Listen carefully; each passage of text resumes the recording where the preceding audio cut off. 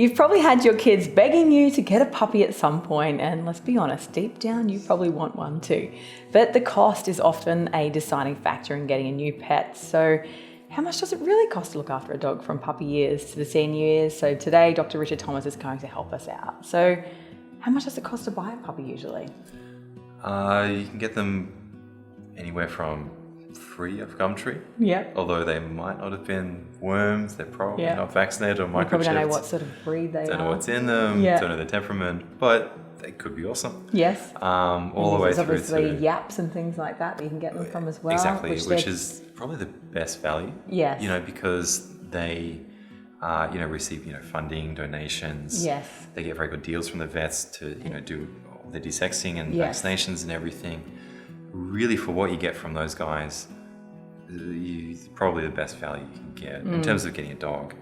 They're often temperament tested as well, so that's actually a great recommendation. We've got YAPS, NQAR, the RSPCA. I think there's an animal rehoming tablelands.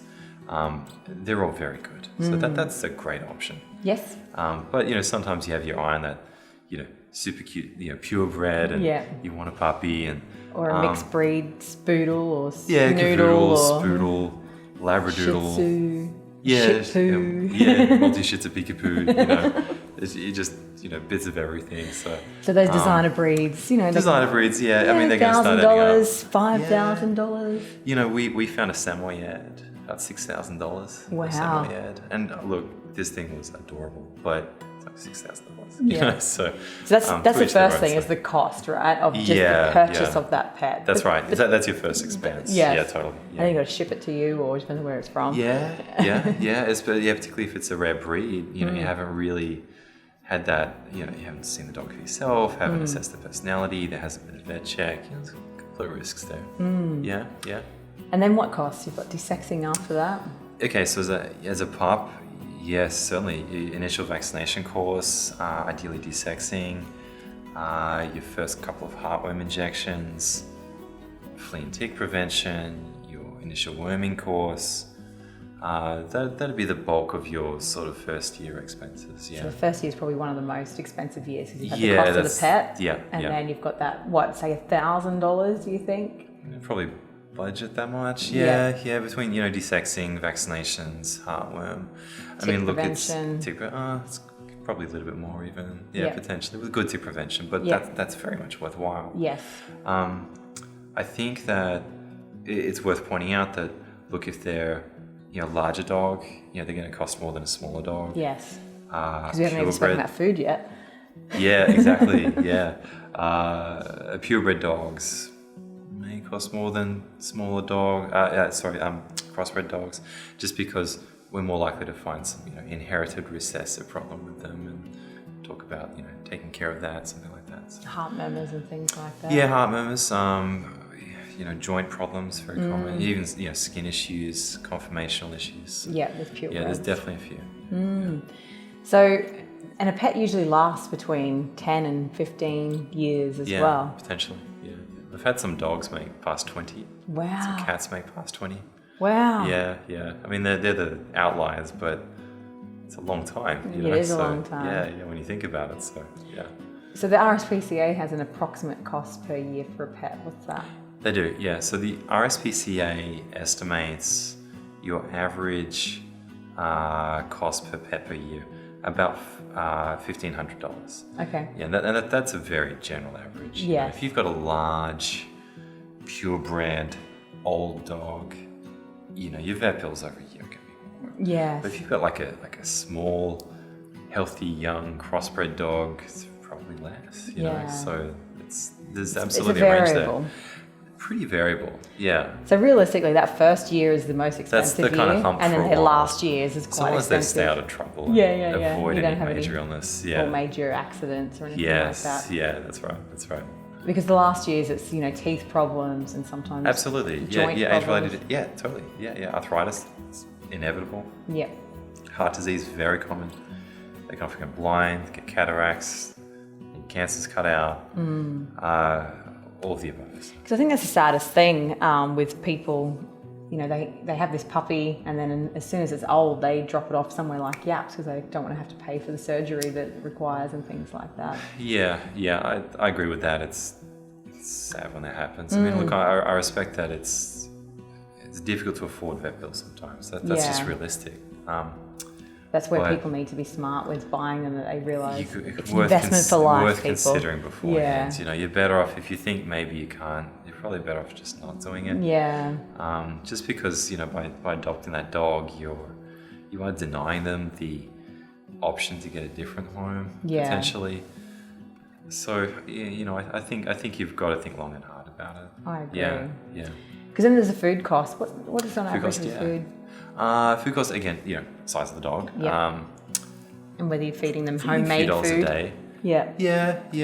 Because off camera, we kind of worked it out. It's about $5 a day for the average dog. Yeah. Well, that was at $1,500 a year. Yeah. It's like $5 a day. A cup of coffee. Yeah, that's meant to include food though from the ISPCA. Yeah. But good food. Yeah, good food's probably definitely less than $5 a day for most dogs. But good food is worthwhile. If you have healthier guts, if you have healthier skin, because if you've got good fatty acids in it. If you're a cat, you'll probably have a healthier urinary tract. It's a very common issue. Male indoor cats to get urinary tract issues. We know it's healthier for their joints growing up. There is really good evidence for healthy diet. Obviously, I mean that's a huge thing with humans now. It's like you've got to less sugar and the right fats and not too much and all that sort of thing. It's exact same for dogs and cats.